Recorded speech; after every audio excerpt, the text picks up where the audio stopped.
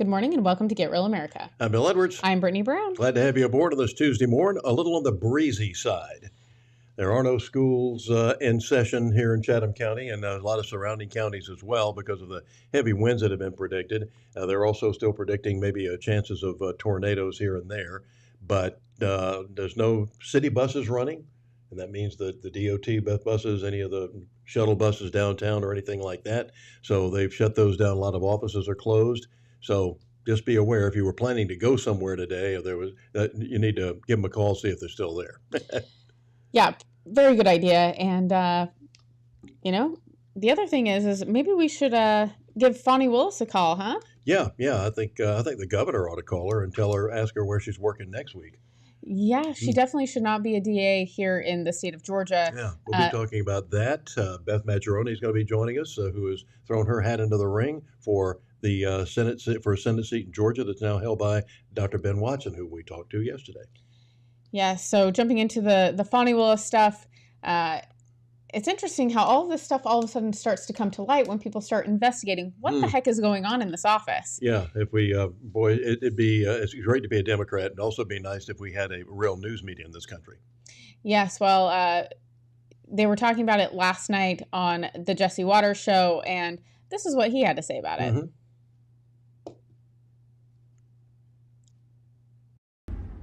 This is unbelievable. Unfreaking believable. Unbelievable. The migrants now have cars here. We'll get back to that in just a moment, but there's some illegal immigrants we talked about yesterday that had cars. How did they get cars? We'll hear about that momentarily. But meanwhile, this was with Jesse Waters last night talking about the latest on the Fani Willis investigation, but who is the daughter of a Black Panther, by the way.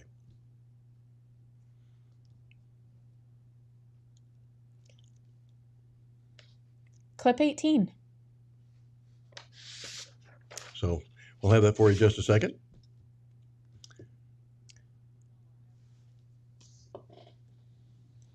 Okay, sorry, I guess we do not have that clip, but There's new legal filings, though, in the Trump Georgia case. A Fulton County DA, Fani Willis, allegedly hired her romantic partner to prosecute Trump.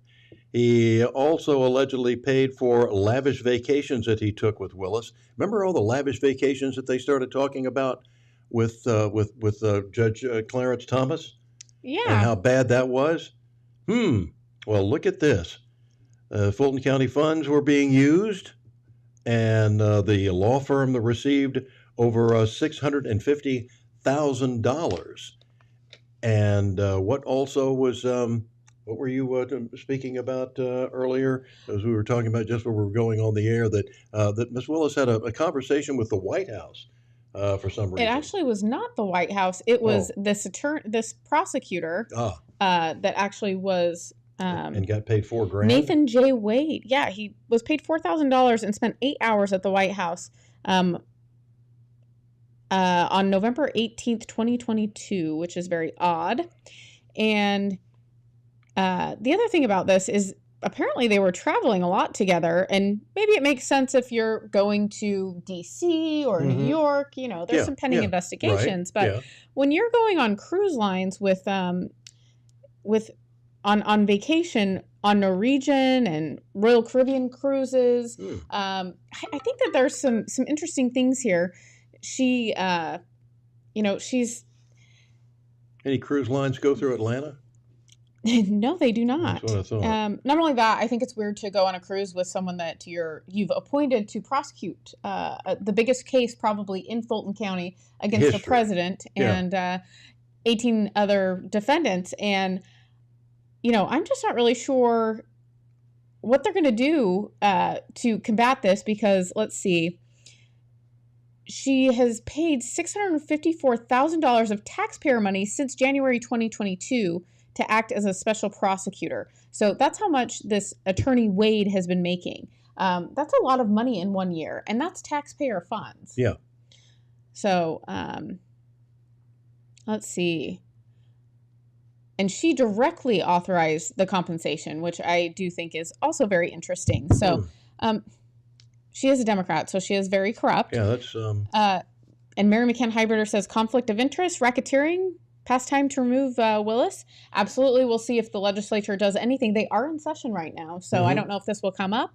But cranked it up yesterday. Yes. And Steve Stanton Sr. says it's all a sham. It absolutely is.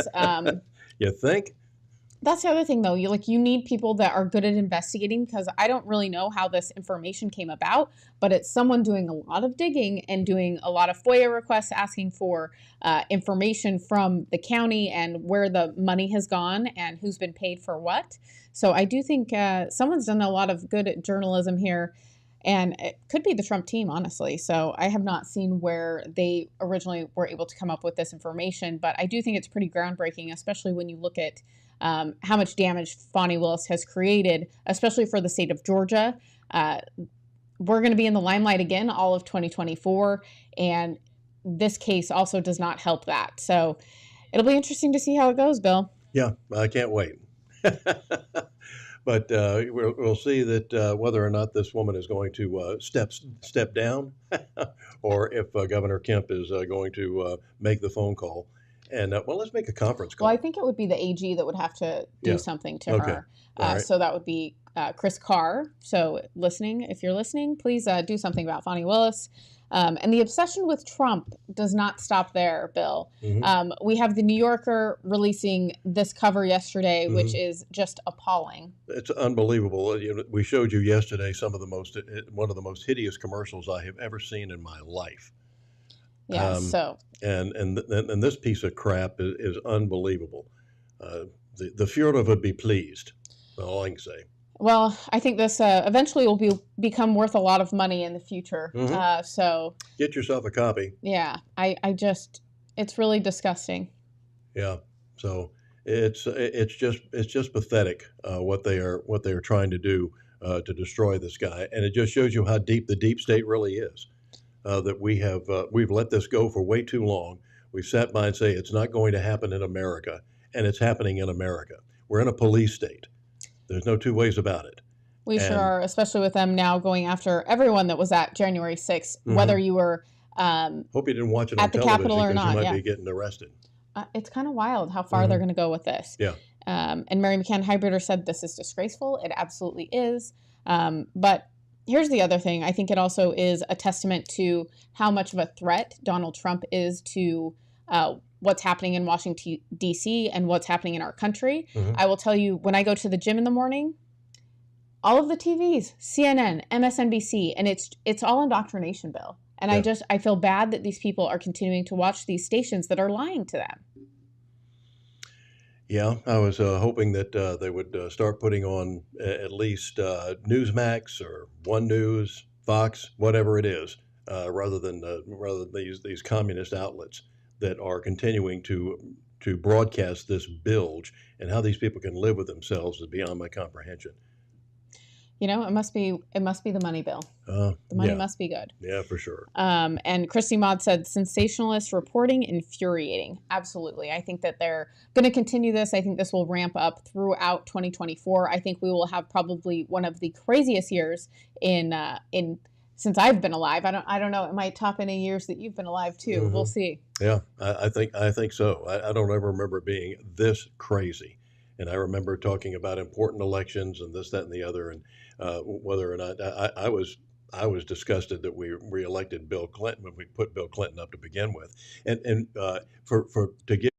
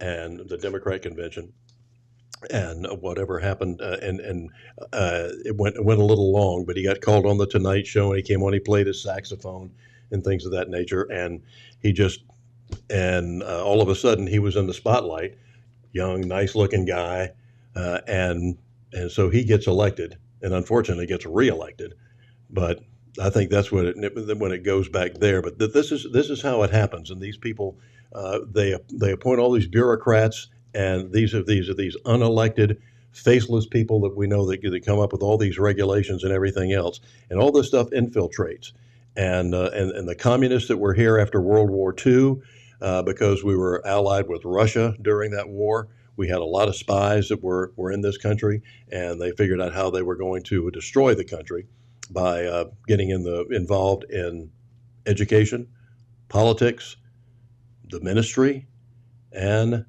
the media. And quite amazing, Bill. Yeah, and there is a book. And it looks like we may be having some sound issues again. Oh boy. Okay. I hate it when that happens. Okay. Yeah. Apologize for technical issues that we have. But there's a book called The Collaboration. I'll bring it in and show it to you. But it is when Hitler realized how important media was and how important movies were, and he would watch these they would watch these Hollywood movies, and they made deals with Hollywood, and they made deals with Hollywood Jews, the producers, Metro-Goldwyn-Mayer, Mr. Mayer, big Jewish personality. And they wanted their films distributed in Germany and around Europe, so they went along with whatever Hitler said. And if he said, just like we're doing now with China, when China tells Disney, we don't want that, if you're gonna distribute that film in China, that has to be edited out, and they do it. Mm-hmm. Well, this is what Hitler did with Hollywood. Said, you'll take that out, and they did. So this is the control that they've had, and it started a long time ago. And for us to sit around and say it can't happen in America, well, it's happened in America. Well, and Steve Stanton Sr. says, he listened to the LGB speech in Charleston. He said not one thing. So he's talking about the Biden speech yesterday. Yeah. He said not one thing about the economy, border, the wars, fentanyl, crime, inflation. The whole thing was about his agenda of racism and MAGA hatred. Mm-hmm. He was very... He's been very angry the last several speeches, and there's rumors. One of the analysts was talking about how they think that he will have some sort of health issue in March where he decides not to run again, because that will be after the primaries. Did you now of course Dr. Jill's with him all the time, who's not a doctor, but she has to go. She rushes up on stage and grabs him by the hand so he knows where to go. Because he's having trouble getting off the stage on a number of reasons, and for more ways than one. But she has to go up there and grab him by the hand and take him off the stage. It's embarrassing. Well, and the person that just has reappeared this week is Michelle Obama, mm-hmm. Which is terrifying to me, because if they put her up, I think that that's going to leave us in a world of. Yeah, she's terrifying. Yeah, a bad place. And she says she's terrified. She's really scared about this 2024 election coming up. But I mean, she wasn't seen for about 2 months mm-hmm. after that incident at their home where the chef was killed in very mm-hmm. interesting circumstances. Did he drown? He did drown. Yeah. But the autopsy didn't show any water in the lungs? Well, also, I believe the place where he drowned was fairly shallow, and this person was 6 foot tall, so it was very weird. Mm-hmm. But anyways, cancer of the brain can cause anger side effects. That's what Steve Stanton says. Mm-hmm. And I've heard that he's got. He's got dementia. Yeah, some form of. You can see the early forms of either of any kind of either dementia or what's the one where you can't remember anything. Forgetful. Yeah, there we go. Please. Yeah, so definitely he's not doing well. I do think the thing is I don't think they can put in a Gavin Newsom and it really sell for them, because they're on the left. They are not willing to have another white man because of how they have decided that they are going to do things. It's all about DEI, right? So they're not going to be okay with this Ken Barbie coming in and deciding that he's going to be president. I just don't think that that's going to work out. The Michelle Obama thing really makes a lot of sense to me. We'll see what happens, but scary thought. Alzheimer's. Mary McCann Hybrider, thank you. There we go. And he had dementia before 2020, Mary McCann Hybrider says. He's had two brain aneurysms. Yeah. He's lucky to be, we're not lucky, but he's lucky to be alive. Well, I'm trying to think of what the name of it, but it's like, someone named what it is, but it's a specific form of dementia. But anyways, Goofy.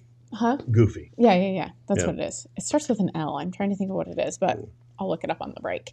But I don't know. Things are going to get interesting. Like I said, nothing's off the table in 2024. Clear your bingo cards. Anything is possible. Louis Body. That's what it is. Thank you, Lizzie Warren. You knew where I was going with that. So that's probably what he has, and I think that they're going to continue to hide it, but I do think that they're escalating fairly quickly. I don't think that there's any way that they can hide the fact that he is going downhill, and there's nothing, no amount of drugs is going to fix it. No. I know that I don't know what it is they kind of pump him up with every day, but it's gonna backfire pretty soon. Yes. Because you can only take that stuff for so long. I don't care how good it is. You can only take that stuff for so long. Right. That's it. But on a brighter note, if you were a Michigan fan, which I'm not, you ought to be happy this morning as they won the national championship last night and beating the University of Washington. It was a better ball game than it was last year, that Georgia blowout over TCU, but or was it TCU? Yeah, it was TCU. Your guess is as good as mine. I don't follow any football. Maybe it's that Louis disease. Yeah. But at any rate, Michigan beating out the University of Washington last night for the national championship. Neither team should have been there. It should have been Georgia and somebody else. But this is congratulations to the Maize and Blues, their first national championship since 1997. Yeah, and Steve Stanton Sr. says every MAGA-crat elected from 1981 to 2015, their chefs have drowned. I'm gonna have to fact check that, Steve. That's pretty scary. And then Mary just McCann, a coincidence. Yeah, of course, nothing related here. Mary McCann Hybrider says if Michelle is the nominee, it will be Obama's fourth term. Scary, isn't it? Ooh, isn't that so? Because the third one's terrifying enough. It's very interesting. Very interesting. But for real. When we get back, we are going to have Beth Maggioroni on the show. Again, she is in the primary for the state Senate seat District 1, which Dr. Ben Watson currently holds. So we'll be with her when we get back. Talked to Ben yesterday. We'll talk to Beth today. That's coming up. Stay real.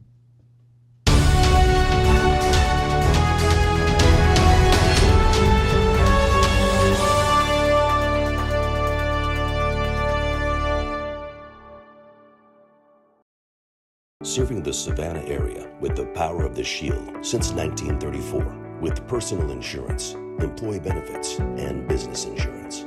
With integrity, security, and trust. For more information, go to thepoweroftheshield.com.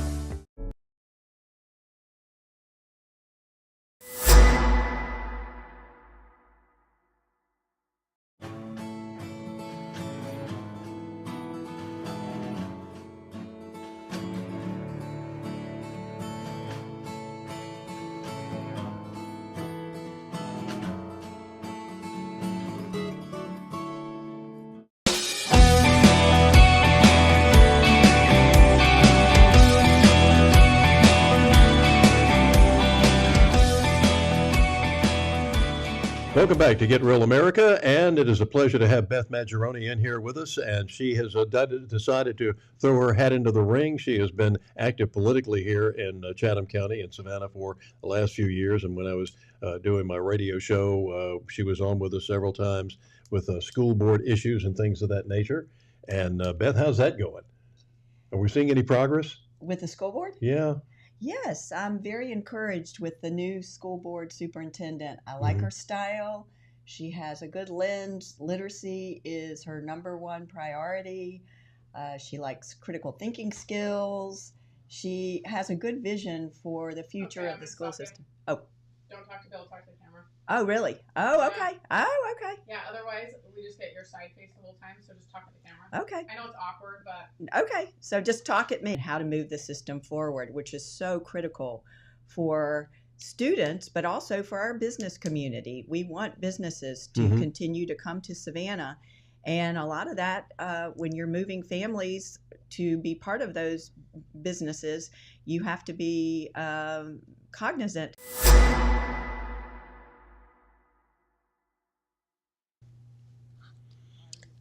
All right, we'll get right back to that. We've got a little technical issue, but yeah, that was the wrong clip. So we have the edited version. Yes, sorry about that. That we're going to show you now. So you see how things go in rehearsal, and you notice that we're live. We are live. Yeah, except with Beth. Yes. This was recorded last week, so let's see how it really went once we got rolling. Yeah, because Beth has been very active, and hats off to her. All the people that we talked to, most of the people that we talked to during the last election back in November. None of them, could get the traction. I'm still surprised. I'm still shocked that Pat Rossiter didn't win his seat, district at-large seat for city council. I think there's some campaign criticisms that I could give, but I'll hold back. But I do think that was part of it. Yeah. But nevertheless, it's just amazing to me that these people do finally throw their hat into the ring. We say get involved in politics. We say yeah. By all means, get involved, and it's not it's not for the faint of heart, and for people to actually step up and say, okay, I'm going to do this, because you learn a lot. Maybe you don't win the first time. Look at Abraham Lincoln's record, because how many times he got defeated before he finally won and became president of the United States. So let's just see. And so Beth throwing her hat into the ring. So Beth, how you think it's going?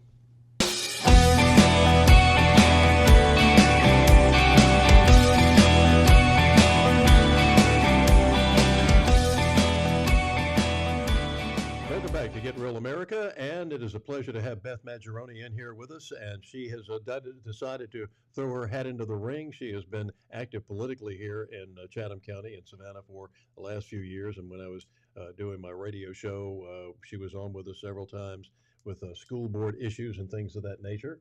And Beth, how's that going with the school board? School board's going well. I'm really pleased and encouraged with the new superintendent, Dr. Watts.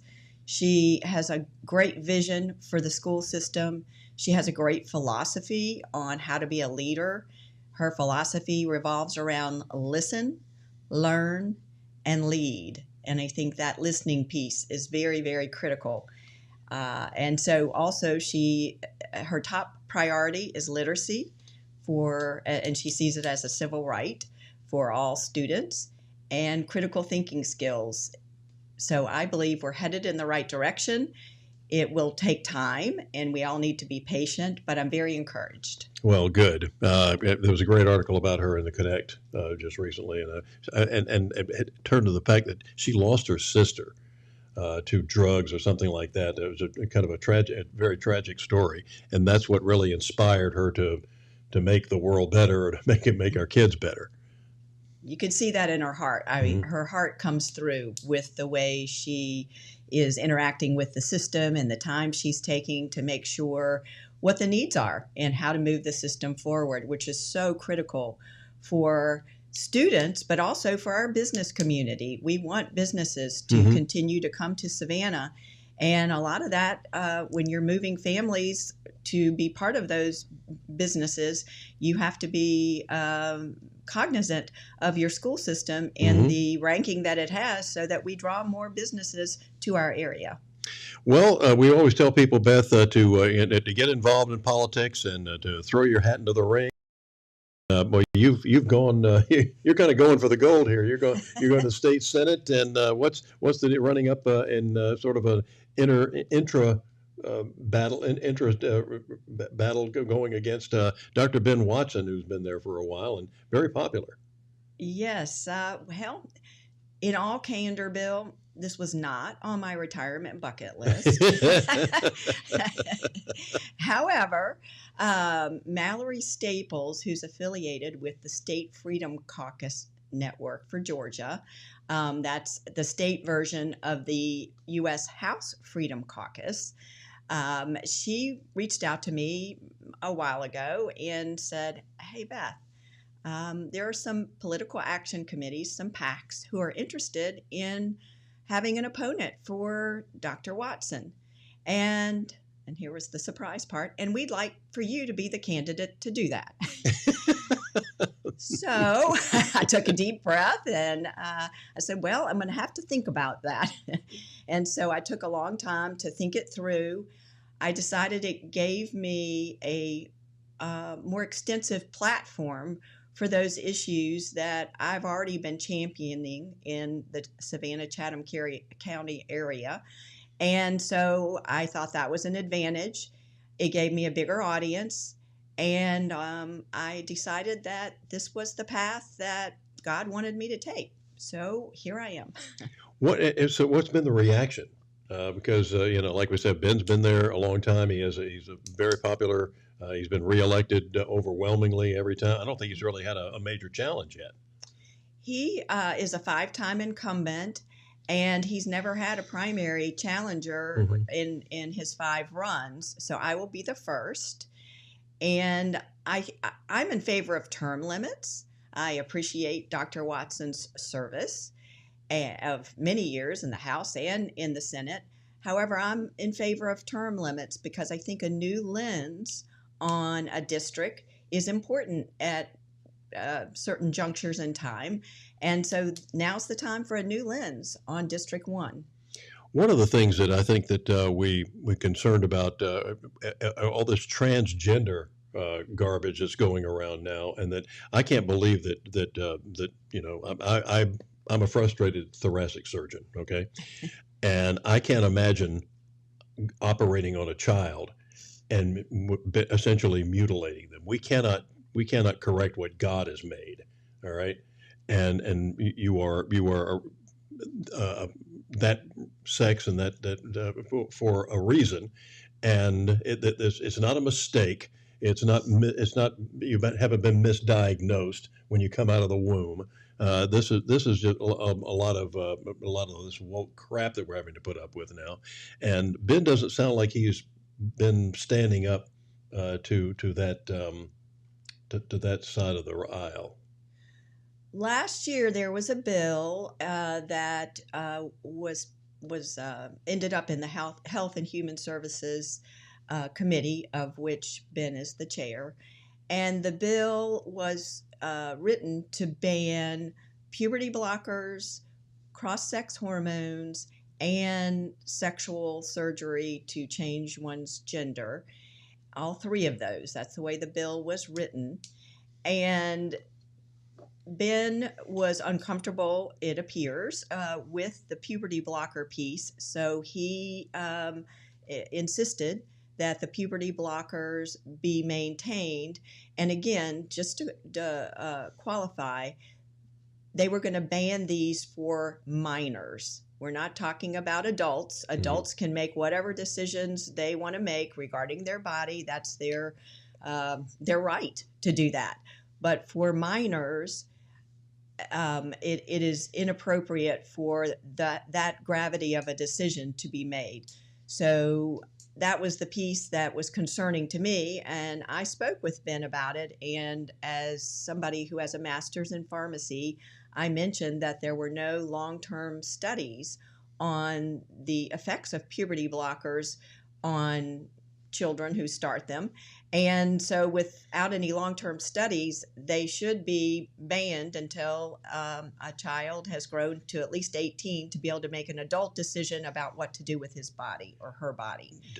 Didn't he make the statement that this could be reversed, if this is not a permanent type thing? You could just take the pill, kind of like aspirin, and it just wears off. He said the effects were reversible. Again, there's no longitudinal study that would verify that. So by longitudinal, I mean long-term study that would say that they're reversible. So that I was really disappointed that the puberty blockers, which are the gateway to cross-sex hormones and to sexual surgeries to change one's sex. So I really felt like puberty blockers, as well as the cross-sex hormones and the medical surgeries, should have been banned for minors, and only the cross-sex hormones and the surgeries were banned with the bill, which I'm glad those were, but I was disappointed that the puberty blockers were not included. Yeah, it's just amazing to me that we've reached this point, and told that and we've got teachers going back to the school situation. We've got teachers telling kids now that they think they're better qualified than parents to tell kids, and to start telling them, oh, you really are a girl, or some kind of nonsense of that nature. Well, the prefrontal cortex of the brain is not fully developed until at least 18. It may even be later than that. And that's the part that is responsible for your rational decision making. So if a child, it hasn't reached the point where they can make a rational decision, then they could decide to be a girl one day, and next week they've decided they want to be a boy, and switch back and forth Or a horse. over time.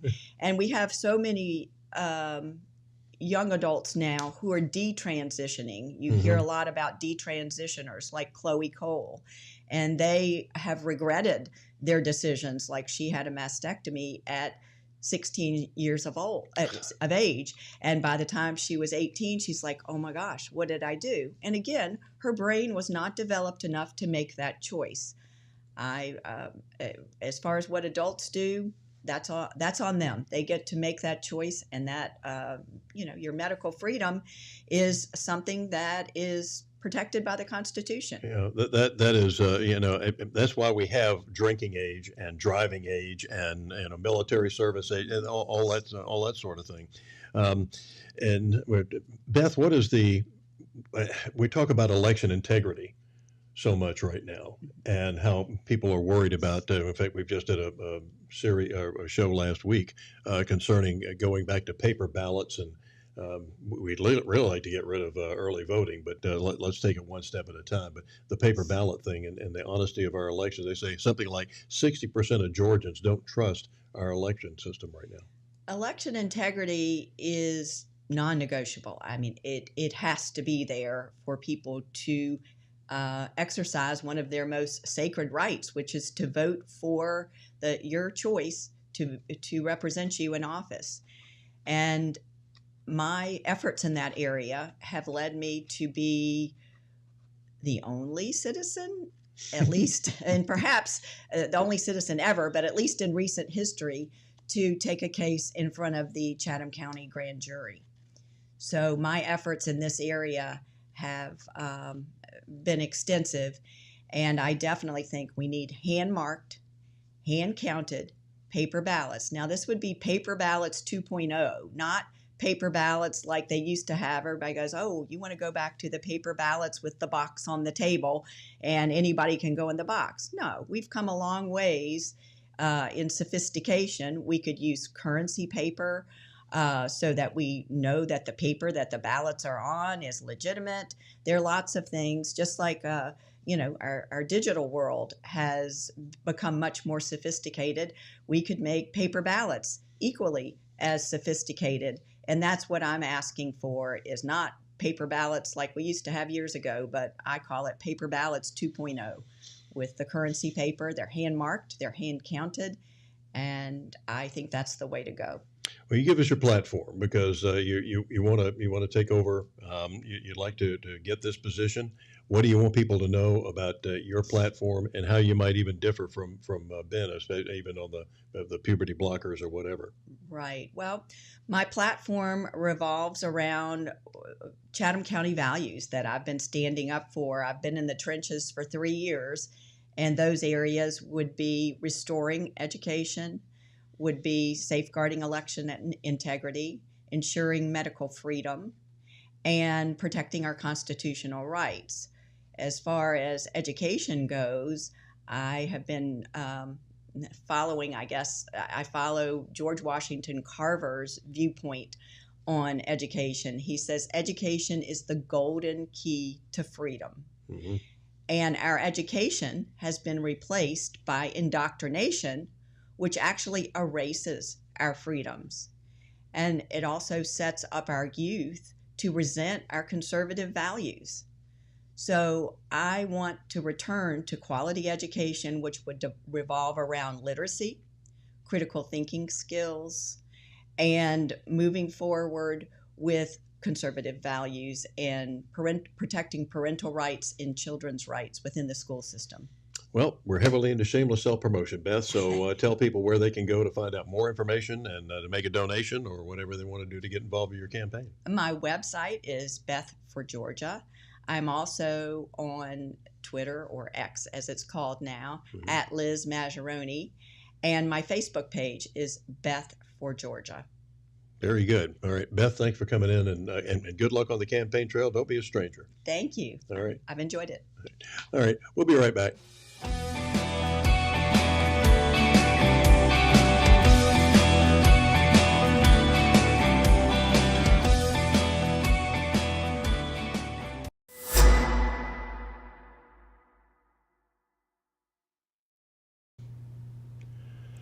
Knowing Beth, I know she's going to run a strong campaign.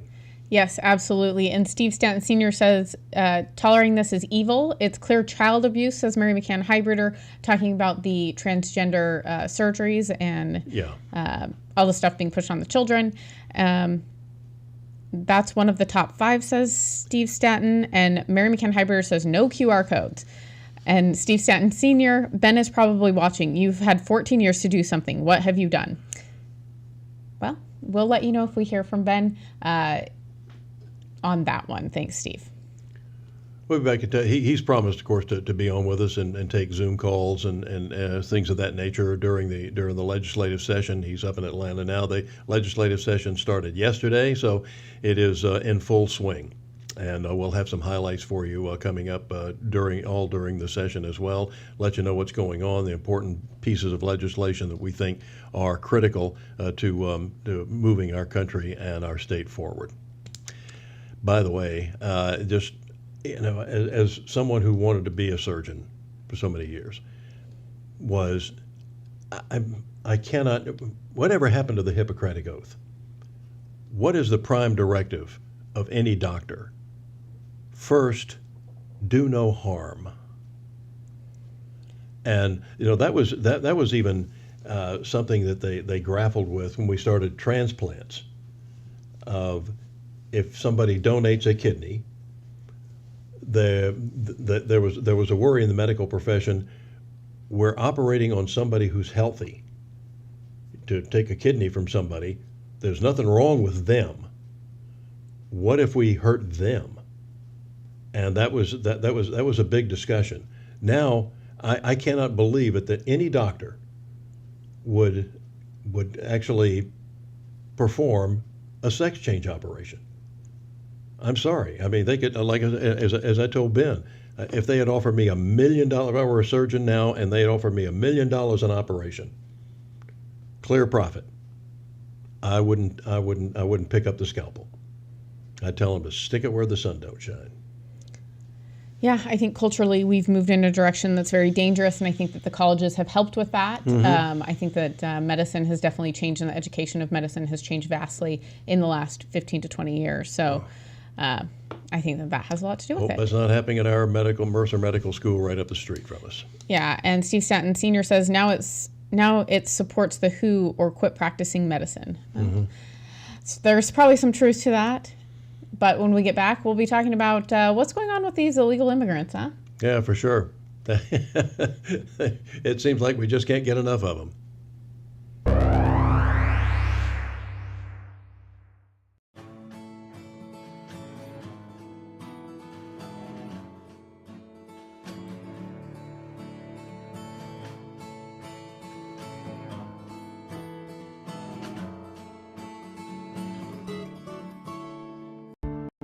Serving the Savannah area with the power of the Shield since 1934, with personal insurance, employee benefits, and business insurance, with integrity, security, and trust. For more information, go to thepoweroftheshield.com.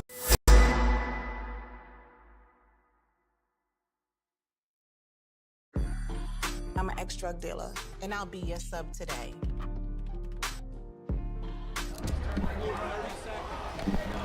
Two milligrams of fentanyl can be lethal. A lethal dose is in here. Who gets it, I won't know. It's cheap, it's potent, and it's profitable. The sad reality is fentanyl is being mixed into everything now. More kids should know.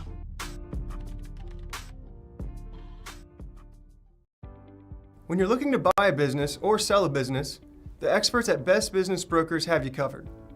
Whether you're ready to cash in on your years of hard work or you're taking that first step in buying a business of your own, they're here to guide you through the process and make sure you get the best outcome possible. By having Best Business Brokers assist you when you buy a business or sell a business, they handle the legwork of the intricate process. This ensures a smooth transition of ownership, allowing you to get to work immediately or receive payment for your business as soon as possible. With base operations in Savannah and Charleston, they service all of Georgia and South Carolina. If you're considering starting a business here, the mild winters and 5-tiered economic areas make these the perfect places to do so. If you're ready to buy a business or sell a business, then you're ready to contact Best Business Brokers. Visit their website at b3brokers.com or call at 912-349-0940. Foxy Loxy, Coffee Fox, and Henny Penny, making life better for Savannahans with their kolaches, tacos, coffees. They're just amazing. Buy local and keep the torch lit.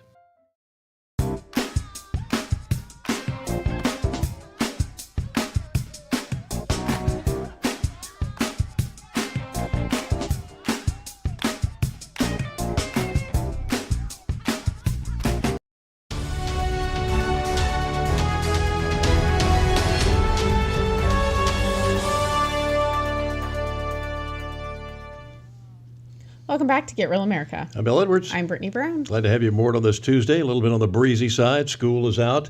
A lot of businesses are closed today. A lot of government offices are shut down, which means they'll get as much work done today as they usually do. Yeah, that's true. So, at any rate, we're glad you're aboard. Yeah, and Bill, stuff has gotten so crazy in this country. I think we focus a lot on the border because I do think that is one of the biggest problems that we're facing because I don't know how. My concern is, at what point does Biden just say, you know what, executive order, amnesty for everyone that's in the country? Yeah, to see AOC's pipe dream. Yes. So makes me a little nervous, especially with just they're doubling down. People are upset. They don't care. And the fact that Mike Johnson has been very disappointing and basically struck the same deal that McCarthy struck last year, this year, I feel like the Americans people are not getting what they want. They are also being told, you guys will sit down, you will shut up, and we will do what we want up here. The fact that there was no border security included in that deal is a huge issue, Bill. Huge. So we're getting more of the same. So I guess thanks for vacating the seat, McCarthy, and we'll get more of this McCarthy stuff. Yeah. Well, so the more things change, the more they stay the same. Yeah. And okay, can you post Beth's website again? Yes, it is bethforgeorgia.com. That is bethforgeorgia.com. So go there to support Beth Maggioroni. Yeah. Thanks, Steve. And this whole thing with immigrants now having their own cars here in the U.S. Yeah. How does this happen? This is amazing. This is on Fox and Friends First yesterday with Todd Pyro.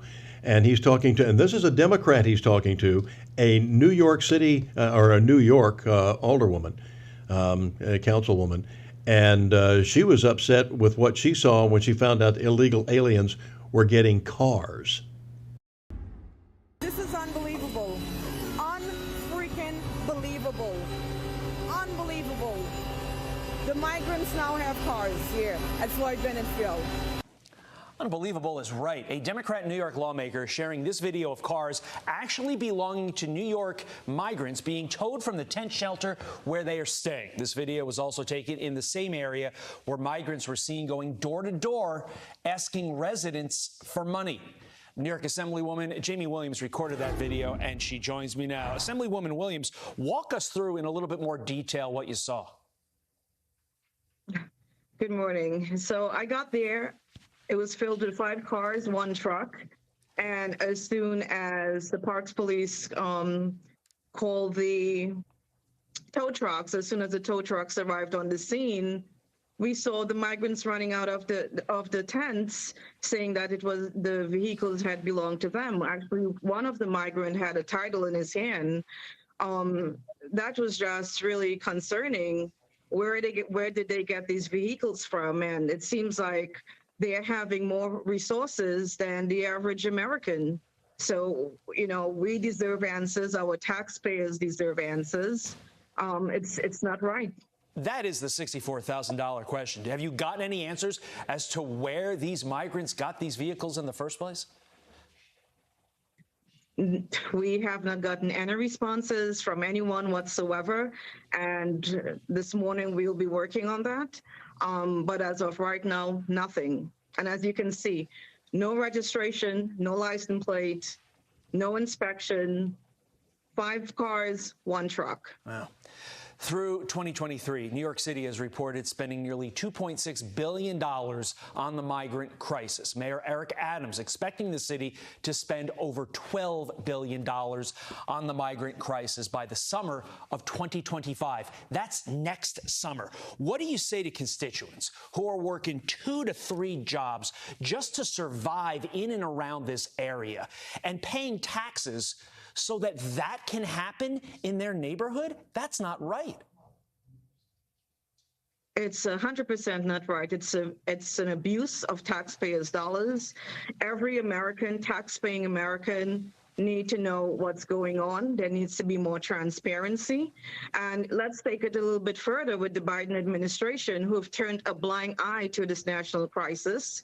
We have lawlessness happening in New York City, and specifically in my district, in the southeast side of Brooklyn. So now myself and our residents have become benefactors of the lawlessness of these migrants.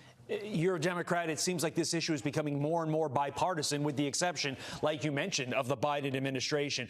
Are there enough of you out there, especially in a blue state like this, to actually exact some change, to do something about this horrific situation? Not just the situation you saw. I'm talking about the migrant crisis in general. I don't think there's enough of us here, and I don't think, you know, people should be looking at what party name is behind the person's name. For me, and specifically, myself and Councilwoman Joanne Ariola has taken this bipartisan fight, and we have made it ours because it affects everyone in our district.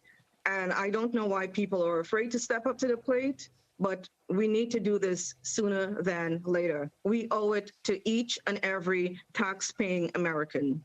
Perfectly said. This isn't a Republican issue versus Democrat issue. This is an American issue. We're going to go to clip 9. Wow. So these people are getting cars. Guy had a title. Got his title back with Title Max, I guess. Well, and here's the thing. It is this should be a nonpartisan issue. Yeah, this shouldn't be, party immaterial. All of us as Americans are impacted like that from this. I think we're seeing communities that are used to getting support with American tax money. They're no longer getting what they used to get. The immigrants coming in are getting more money than they are. Mm-hmm. That's a huge thing for those communities. I've been denied some veteran benefits. Yeah, you have? Yeah. Oh. Yeah. So they're saving that money for someone else coming in, I guess. I guess that yes, we need it for something else. Well, and then you also have the taxpayer who, as mentioned in that segment, people are working 2 and 3 jobs just to try and survive. Mm-hmm. And yet they're being taxed probably around 50, 60% maybe in New York. And that money is going directly to support these people that are not American. They're coming from other countries. And yes, they are human beings. However, they broke the law. It is criminal for them to be in this country. Exactly. And it's the Constitution that says that. It is not Joe Biden that gets to decide that. So, the other thing that's infuriating is that in California, now these sheriffs are basically saying, you guys can't do anything. Stop going after these illegals. Mm-hmm. Yeah, this is pathetic. So this is the original, I guess, 19-something border. This right here. Uh-huh. And Border Patrol probably comes and does this, but look, I mean, it's an open door. You could go right through there. They usually just walk through. They don't care if I'm there. They walk through and ask me which way. I'm go that way. Keep going. But you can't tell them. No, they told me I couldn't tell them to go back. Can you tell them to get off your property? Actually, they pretty basically told me no. I just got to let them come through. The sheriff. We reached out to the San Diego County Sheriff's Department for comment, and they told me they sympathize with residents like Silvis, but they say there are hundreds of people seeking asylum who have been asked to remain in place by Customs and Border Protection, and they point to a California law that since 2018 has largely prohibited state and local law enforcement from assisting in enforcement of federal immigration laws. The department also said citing individuals for trespassing could scatter asylum seekers across local communities and complicate CBP efforts. Just an hour after we left Silvis's property, a wildlife camera we had set up at the location captured another group of migrants, much larger than the last, entering the U.S. So what is it now? Is it, you can't do that. If we do this, they may scatter around. What are they doing now? Yeah, it's pretty incredible that they're basically like, these people are allowed to come on your property, they can destroy your property, and there's nothing you can do about it because we say so. How does that feel, Bill? Yeah. You're an American, these people are not, but they have more rights than you do. Exactly. It's really fun. It's really fun to live in this country right now. We were made for times like this, Bill. Yes, we were made for times like this. Yep. So, unbelievable. Mordecai told Esther one time, perhaps you were here just for this reason. Yes. Yeah. Yes. This time for this reason. Yeah. Yes.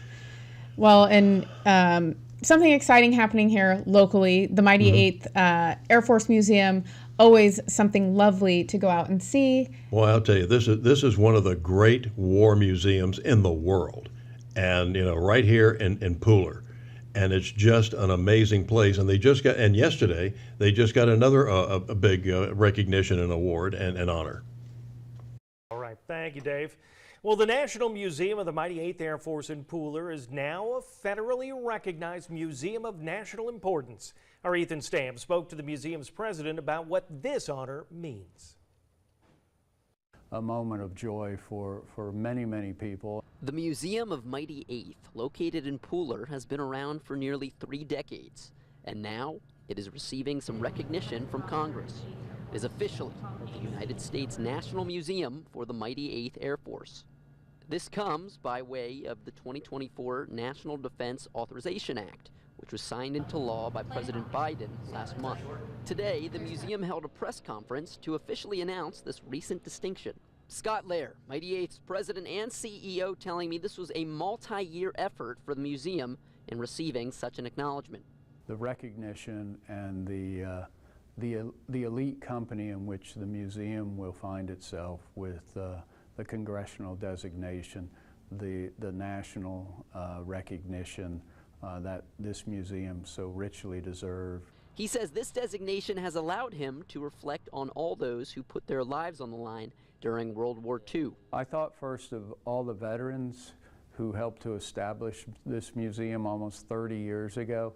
Lair also telling me those Bomber Command veterans, many helping to serve this country over 80 years ago, have rendered and shared some memories that cannot be replicated anywhere else in the country. Their stories can be seen and heard through the number of different signs, paintings, and artifacts on display here at the Mighty 8th Air Force Museum. Reporting in Pooler, Ethan Stamp, WTOC News. That is someplace. It really is, and they're getting more and more stuff. They get the full-size replica of the B-17, the city of Savannah, is just amazing in there in the exhibition hall.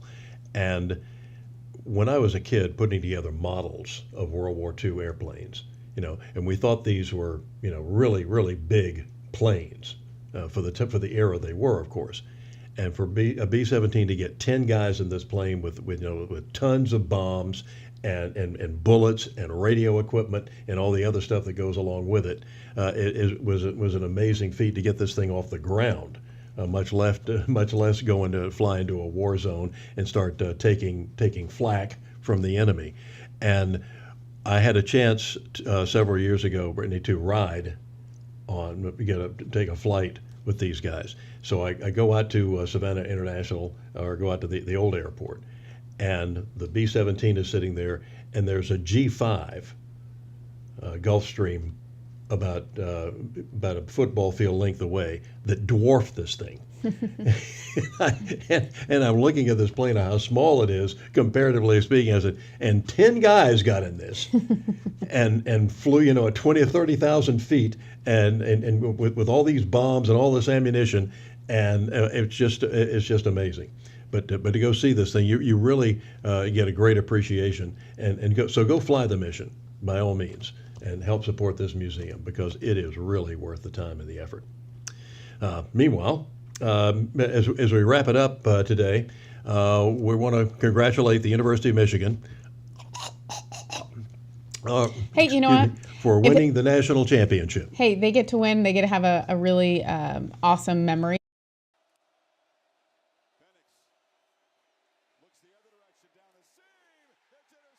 Sandra still.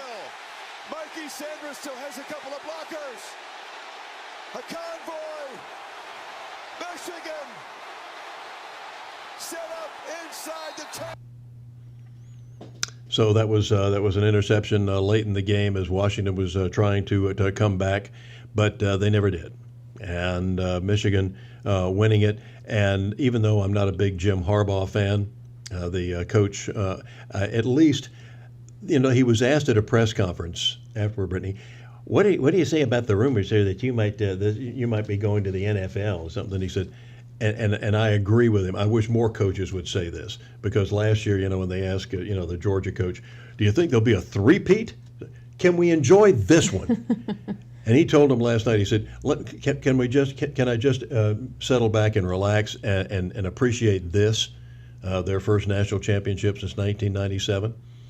So congratulations to Michigan defeating the University of Washington. Brittany, I thought it might be Washington's time to win this thing, because it seems to me just a wild coincidence that they're playing for the national championship in the year when this great movie, The Boys in the Boat, and if you haven't seen it, by all means do, when the University of Washington rowed crew team won the rowing championship at the 1936 Olympics, the one that Hitler hosted, and who's a big Democrat now. But I just thought, well, maybe this was divine intervention of some sort, but Michigan did win the game, and deservedly so, even though they cheated to get there. But that's a different story. That's not their fault. The rules are the rules. Mm-hmm. So someone else did that for them. So yeah, for sure. But congratulations to those guys. I think that sports also gives you like memories that you carry throughout your life, regardless if you move on and do something in the NFL or not. So what a fun thing for them. Yeah. Well, my dad played on the Georgia Tech Rose Bowl team, the only one that they had back in 1920. It was the 29 Rose Bowls, the 1928 team. The game was played January 1st, 1929, the 28 team. And they beat California 8-7 in the Rose Bowl. And that was the only bowl at the time. That was a national championship. And it was one of the most infamous or famous games in history, bowl games. When one of the Georgia Tech, there was no score in the first quarter. They just swapped ends of the field. Georgia Tech halfback fumbles the ball, and a fellow named Roy Riegels from California picks it up. You can watch this on YouTube, by the way. The films are available. He picks up the ball, gets knocked around a couple of times, gets turned around. They let him go. He finally gets away, and he proceeds to run 65 yards in the wrong direction. Oh. And he became forever known as Wrong Way Riegels. And there was even a child's book about it. The day Roy Riegels ran the wrong way. I saw it on a picture. I had to get this thing. Of course. But Dad said he's standing on the sidelines. And at first, the Tech players are yelling, "Get him, get him!" And said Coach Alexander was the calmest man on the field. So he looked around. He said, "Let him go. He's going the wrong way." And they're like, "What?" Tech won the game 8-7 because on the next play they tried to quick kick out of the end zone. And he finally got tackled by his own man at the 5-yard line. And you can see him as he's walking. Look at him. Why is my own man tackling me? And they realize what he'd done. But they tried a quick kick out of the end zone. Vance Marie, who tackled for Tech from Savannah, blocked it for a safety. Tech wins the game 8-7. Oh, that's so fun. So, well, that's going to do it for our show today. Remember, you can go to our website, thelocalspin.com, and become a member. You can subscribe. You can also advertise with us. So make sure you go do that. we need your help if you want us to stay here. And this is a big year for giving conservative voices, because you're not going to hear it on most of the national media, and you're certainly not going to, even on our local nationally owned stations here. Definitely not. Well, or especially this poor excuse for what they call a newspaper. It's fading quickly, isn't it, Bill? Yeah. So thanks for tuning in. We will see you guys tomorrow.